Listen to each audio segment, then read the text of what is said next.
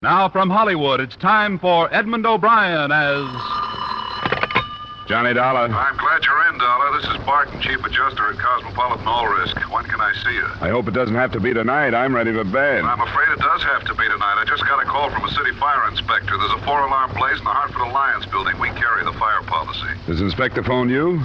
Does he suspect arson? More than that, they picked up the man who said it. That policy is for over $300,000. I'd like you to sit in while this guy makes a statement. Okay, Barton. I'll meet you there.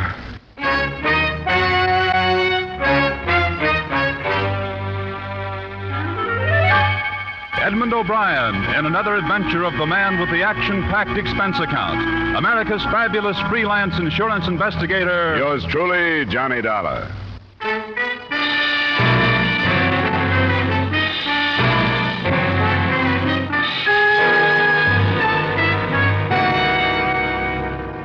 Expense account submitted by Special Investigator Johnny Dollar to Home Office Cosmopolitan All Risk Insurance Company. The following is an accounting of my expenditures during investigation of the Hartford Alliance matter. Expense account item 1, $2.50 cab fare from my apartment to the scene of the fire. Hey, Mark, can't you give us any more pressure? I'm feeding 4 lines now. Sorry. We have the chemical hose right over here, Woodruff. There it is, Captain. Watch it there, mister. Oh, yeah. Through here. We'll hit it from the third window there. Dollar. Hey, Dollar. Right over here, Barton. Hey, Barton, here. Oh, everything outlines against that blaze. I couldn't see you over here. Out of harm's way. Hey, that building was a bad risk. Is there any steel in it? Yeah, maybe a little in the plumbing, but it's no worse than most in this neighborhood. Somebody's got to insure them. Who owns it? His name is Clarence Pickett. I don't know too much about him. I understand the blaze started there in the ground floor corner office. Yeah, that's right. The Hartford Alliance Loan Company. An off-duty policeman saw it start as he was driving by and then grabbed this kid as he was heading it down the alley. A kid? Yeah, about 19 or so. They took him down, but we can question him when they get through. Then they're sure he's the one. He was running away. Hey, look at that wall below the second floor window. Yeah, get in. Get out of there. Get back away from that wall. Leave the equipment. Come on.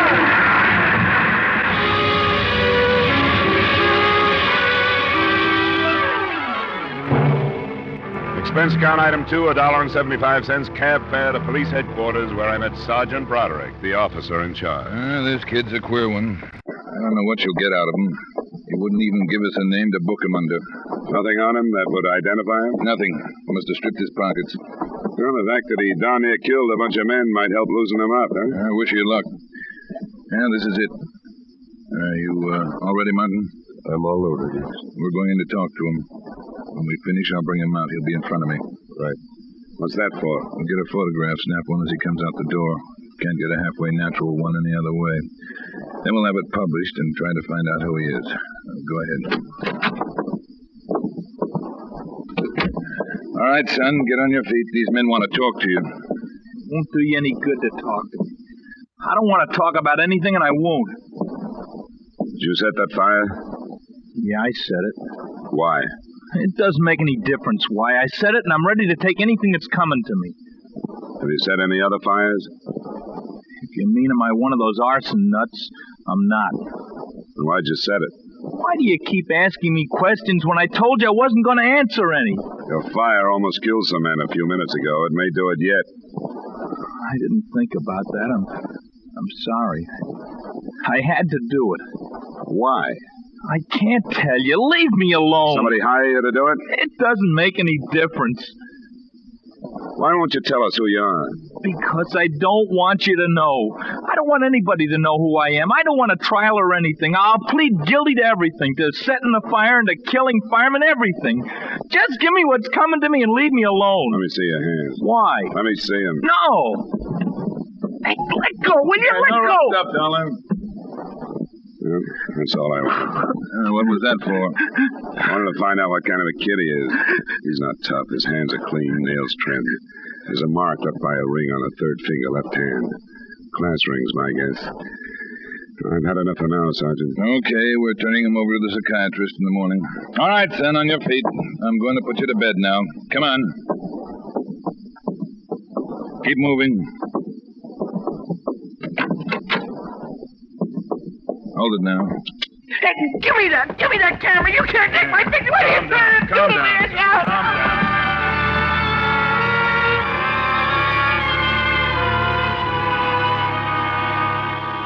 Expense account item 3, $7. Transportation and general costs the next morning spent while running down the financial condition of Mr. Clarence Pickett, owner of the burned-out building.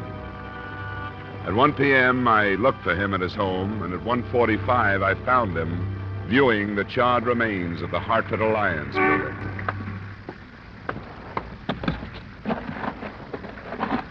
Mr. Pickett? Yeah. Yes? You were pointed out to me by one of the workmen. My name is Dollar. I'm working for Cosmopolitan All Risk. And I suppose there's as trouble as I am over this. My office was right there, the corner one on the 3rd floor. It's right over the spot where the fire started. Yes, so I've been advised. And I was reminded as to how many nights I've been working there at the hour it broke out. You haven't assayed the loss already, have you? It's not my job, Mr. Pickett. I'm not an adjuster. I'm a private investigator. Oh. Well, I suppose under conditions such as we find ourselves, it'd be reasonable to expect investigation. Who's that strange boy? And why did he do this thing? You've seen his picture in the paper there. I was going to ask you if you knew him. I? Well, of course I'd.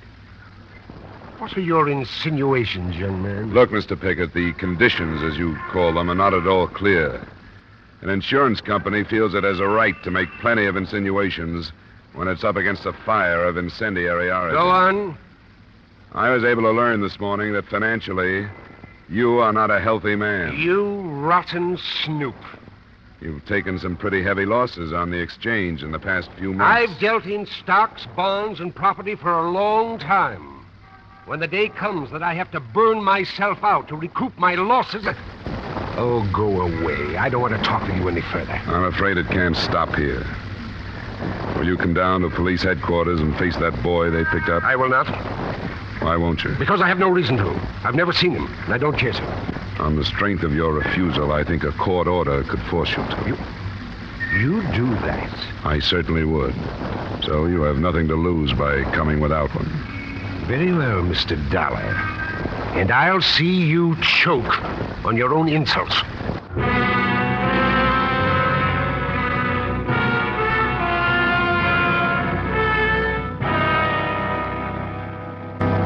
Sit down, Mr. Pickett. I want you to understand that this is routine procedure and in no way an accusation of any kind. Oh, rot. A few words to whitewash a violation of my rights. Help yourself to the desk chair, Dollar. Thank you.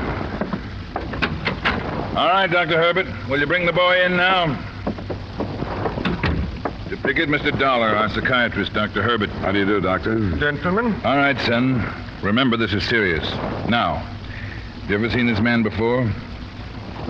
Yes, I have. What? Tell me who he is. He owns the building. He hired me to set the fire. Well, that's not true. He gave me $50 and promised me 50 more. Why, he's lying. I've never seen him before in my life. Why would he lie? How should I know? Because he's insane. He's trying to use me to hide something else. Son, where's the money? I spent it. I didn't get the other 50. These are bald-faced lies. It sounds like a scheme of the police. Well, it'll not be as easy as that. I'll not put up with it another moment. I'll see counsel before I speak with you again. I couldn't hold him. We can pick him up later.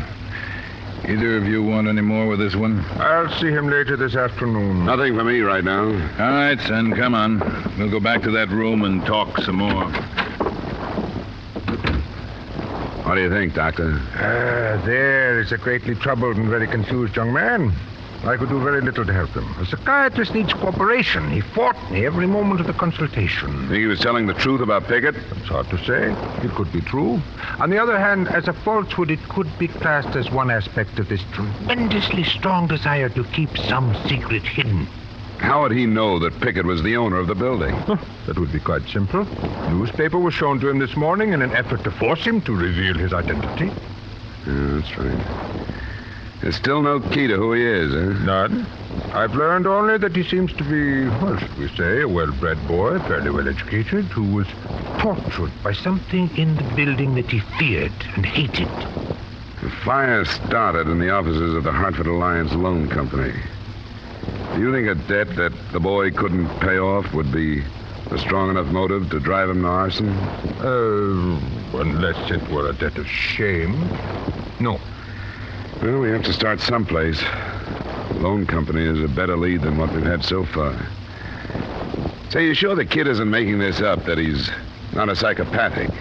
The psychopath is only an emotionally immature individual. And two of us can say that we have reached emotional maturity, or what it is.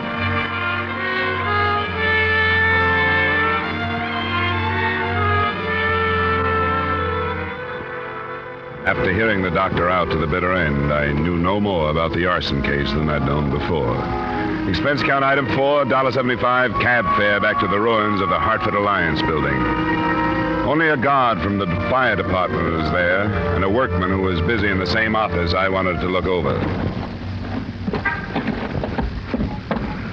I wouldn't come in here if I were you. You'll get dirty and it isn't too safe. I'll be all right.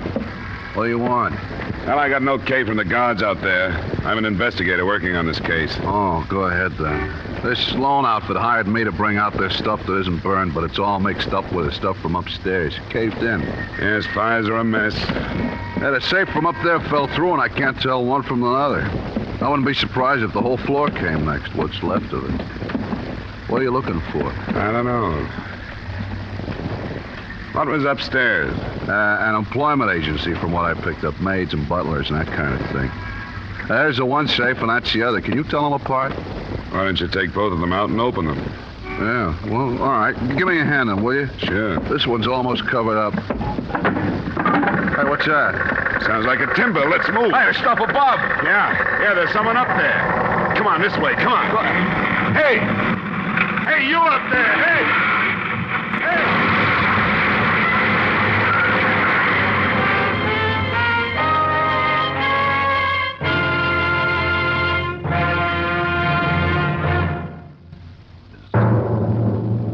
Now, with our star Edmund O'Brien, we return to the second act of Yours Truly, Johnny Dollar.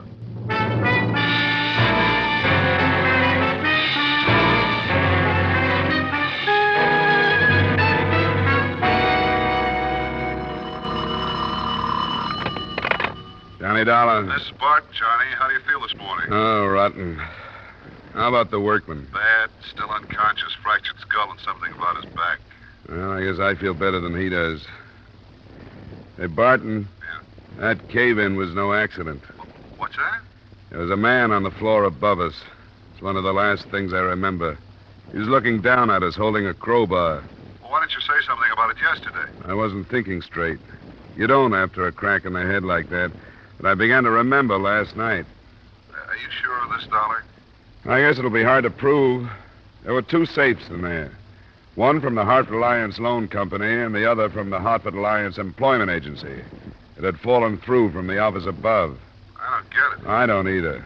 But we just decided to move both of them out because you couldn't tell them apart without looking at their contents. And that's when the roof fell in. And you're trying to work out a connection. Oh, I don't know. Say, what about the kid? Has he been identified? Not yet. He still insists that Piggott paid him to set the blaze. Hard to prove, but I'm following it up. I wouldn't build a case on it yet. I'll try some more coffee and aspirin, and when I can make it, I'll go down and talk to the kid again.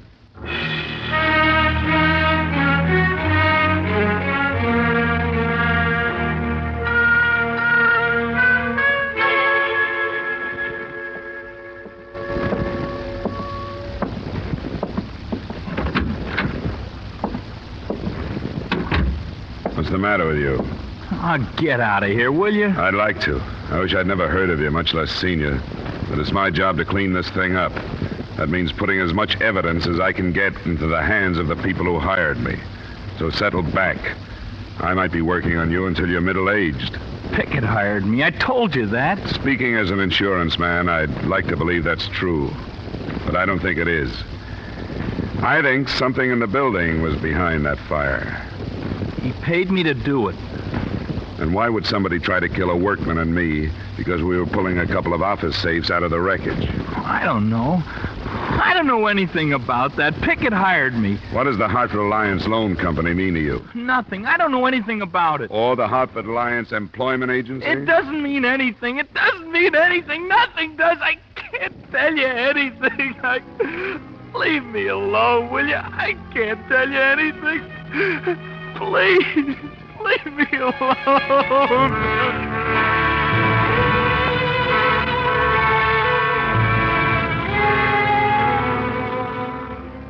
That afternoon, his silence stopped paying off, and his picture in the paper started to. A woman phoned in to say that she thought she recognized him. And at 6 that evening, I was standing on her doorstep in the little resort village of Pine Orchard. Mrs. Landry? Yes? My name is Dollar. I talked to you after you phoned the police in Hartford. Oh, yes, Mr. Dollar. Won't you come in? Thank you. It was just the strangest thing about the way I happened to see that Hartford paper. Nobody out here takes it, you know. But I went down to the drugstore to buy a movie magazine, and something just pulled my eyes to this paper, and there was Billy Brandon. You're sure of it? I've known him since he was a tyke. I worked for his people, you know. That was before Mrs. Brandon passed on 3 years ago. I can't imagine what could have got into Billy to be in such awful trouble. Is his father still alive? Oh, my, yes, a splendid man. And they live here in Pine Orchard? Only in the summer. They're from Chicago, but they have a huge estate here, loads of money. Mr. Brandon is in Florida fishing. Poor man, I don't suppose he even knows. The police are trying to locate him. Yes, I just don't know what to think of it. How could Billy cause his poor father such shame? Mrs. Landry, do you know if there's anyone on the estate now that I could talk to? Nobody that lives in. Mr. Meek, the gardener, lives just down the street. He told me just yesterday that woman they kept out there left her job without so much as locking up the house. Who is she? Their maid. An out-of-town girl. From your home, Hartford. Some employment agency sent her. Employment agency? That's what Mr. Meek told me. Mrs. Landry, do you know if it was the Hartford Alliance Employment Agency? The line, yes, that was it. It's their business, I suppose, but there are plenty of good girls right here in town. Mrs. Landry, what was her name, do you know? No, I don't, but Mr. Meek lives just down the street. He'd know. The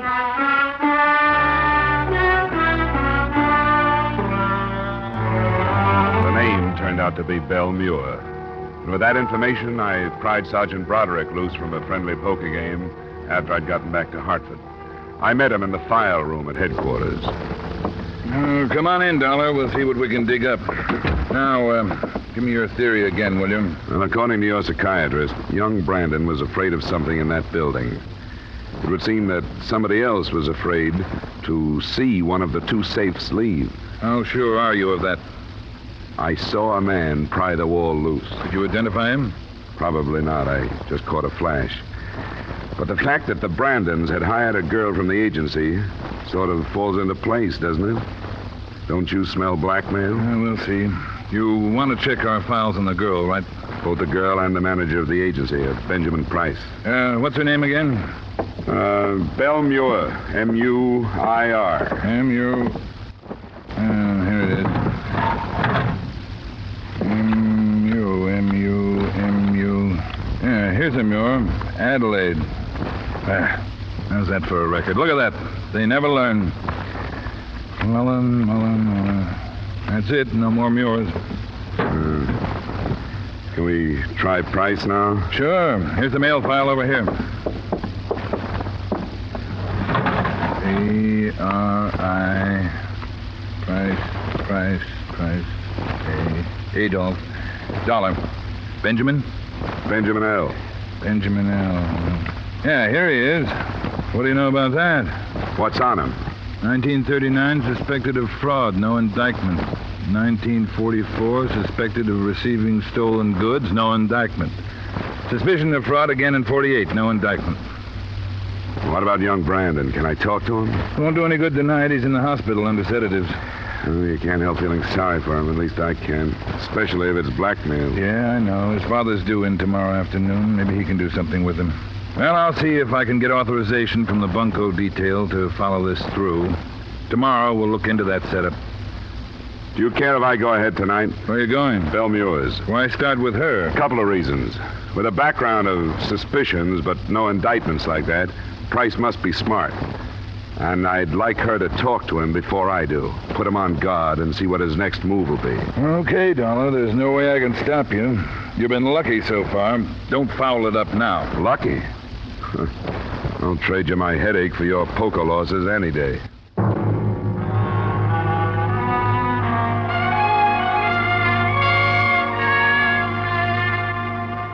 The discovery of Benjamin Price's name in the police file wasn't the only development to take place at headquarters. The desk sergeant had a message which he passed along just before I left. The workman who had been with me in the office when the wall had come down on us had died of his injuries.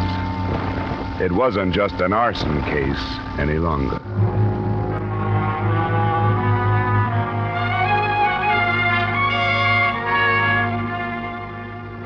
I found Belmure at home, in a ground floor apartment, low-income neighborhood. Her reaction when I introduced myself gave me nothing. She invited me in, apologized for some nylons drying on the back of a chair, and invited me to sit down. I can't believe that Mr. Brandon would do such a thing. Why would he?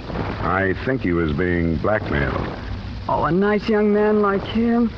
I don't think he'd ever do anything he could be blackmailed for. He's too nice. Have you ever heard of anybody but people with nice reputations standing still for blackmail? Oh, I can't believe it. And I don't understand about the fire. Why would he do that? To try and stop the blackmailers. Now, you're the only connection we've found between the building and the Brandons. I'd hoped you could help us. Help you? I don't know anything about it. You got your job with the Brandons through the Hartford Alliance Employment Agency? Yeah, I've been signed with them for over a year. Is there any way they could have gotten a hold of any information they could use against the boy? I don't see how. And I swear, I don't know what it could be. Young Mr. Brandon was almost too nice, if you know what I mean. No, just what do you mean? Well, I've had trouble with some of these spoiled rich men's sons. Mr. Brandon never looked twice at me.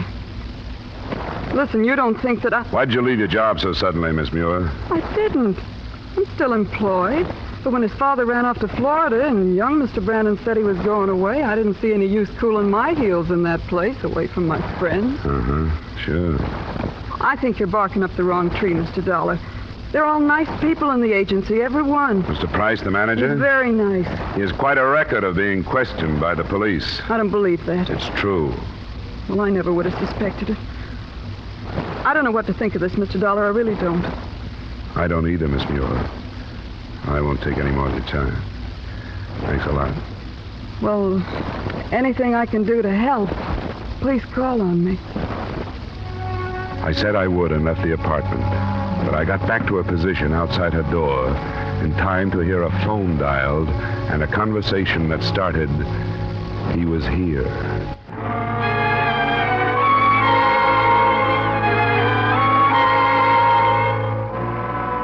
Proof of blackmail is hard to get without the cooperation of the victim, which is also hard to get. But it looked more and more like that lay behind the trouble. The next morning, I decided to try my luck with Benjamin Price.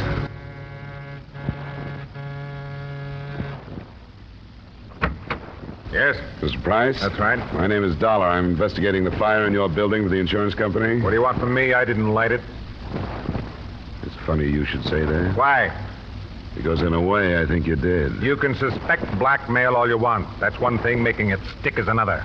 I guess Belle won't be much of a witness against you, will she? Best kind I can think of. We're going to get married. She's loyal.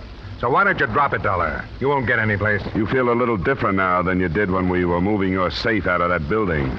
You must have gotten rid of the evidence. I don't get you. Yes, you do. I saw you. Don't you remember? I yelled at you. Don't be ridiculous. The man who was with me, the workman, died yesterday afternoon.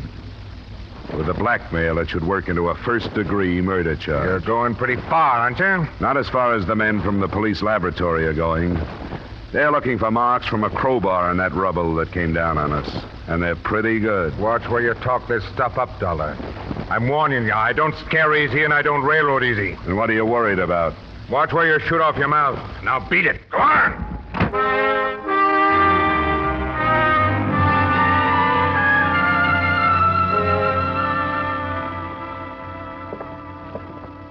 All right, I wish you hadn't gone to him, Dollar. You said yourself he was smart. He is, but he's guilty, too. I recognize him, and he knows it. What about the father? Well, he got in a little afternoon. He's a pretty important man in Chicago, an ex-public defender. Defense lawyer now with one of the biggest private practices there. Sure, he would be. Yeah, this is the room. We, moved him out of the ward. Mr. Brandon, this is Mr. Dollar from the insurance company. How do you do? Mr. Brandon? Mr. Dollar, I understand that you've done a great deal of work on this situation, and I feel that it's fair to tell you that neither my son or I will make any kind of statement until we take the query under the fullest consideration. That's all right with me, Mr. Brandon. I just left Benjamin Price. You did? Yeah. From his attitude, I take it that the basis of his blackmail is pretty strong. Blackmail? I see no reason for that word to enter the conversation. You're not in a courtroom now, Mr. Brandon. You're in a hospital room where your son has been kept under sedatives because of an almost complete nervous breakdown. Price is convinced that you'll sacrifice your son rather than give us proof that will clean this up. He threw that in my face. Mr. Dollar, as an insurance investigator, what is your interest in this case at the moment? Your son has tried to involve an innocent man. The company that hired me would be liable to slander if they try to build a case on his accusations. And you know the insurance companies. I do, indeed. I can promise you that we'll dig into your son's background and your background until we get the answers we want. Dad. Just a moment, Bill. If you let Price get through this one untouched, where do you think he'll stop, Mr. Brandon? Dad, make him go. I can't stand anymore. I don't care about myself, but I don't want... Bill, let me handle this. Mr. Dollar, you must realize that my son acted under severe emotional strain. Could I depend upon you to be a witness in his defense? No, you couldn't. He started something that caused a man's death. Dad, don't let him talk anymore. Just leave me alone and I'll take care of it. I've done it all right so far. Sure, you've done a fine job. Bill, I think it's gone far enough. It has to stop sometime. But, Dad... Dollar, my son was involved in a traffic accident in Chicago 2 years ago. He was drunk. A woman was killed. There was a witness, and I paid him to perjure himself in our favor. Bill was acquitted. Price found out about that? Yes. How? This man, well, his name isn't important now, continued to extort money from me. He phoned at the house in Pine Orchard, and the maid overheard. I didn't know Bill knew about it until today. She didn't know I was there, and I listened to her talk about it. The first one was bad enough, but then with another one, I had to do something. Did you make a payment to the maid? No, somebody else. A man. Did you recognize him? Yes. Would you identify him if we took you to him? Yes.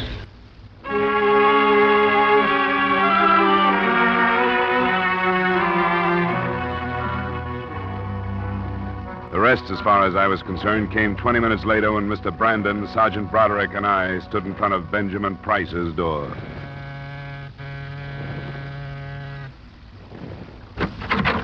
Well, Dollar, haven't you caused...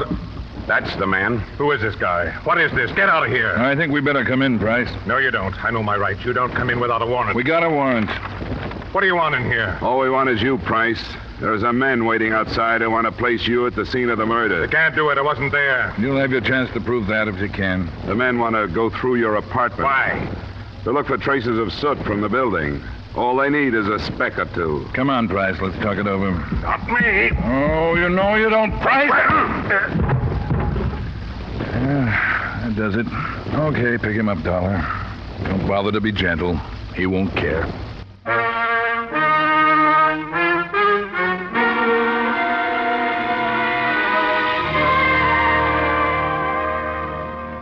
Expense account item 6, $40, miscellaneous.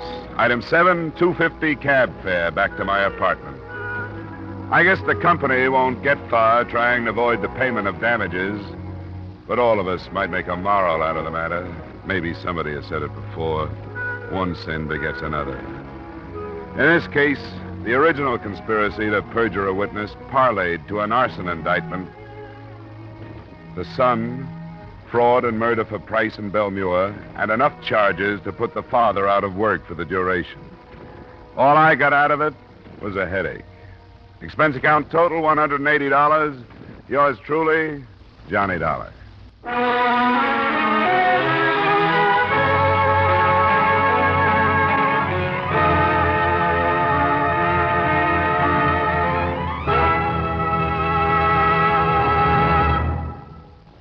truly, Johnny Dollar, stars Edmund O'Brien in the title role and is written by Gil Dowd with music composed and conducted by Leith Stevens. Featured in tonight's cast were Hy Averback, Ken Christie, Raymond Burr, Gil Stratton Jr., Howard McNear, Ted Osborne, and Peggy Weber. Yours truly, Johnny Dollar, is produced and directed by Jaime Del Valle.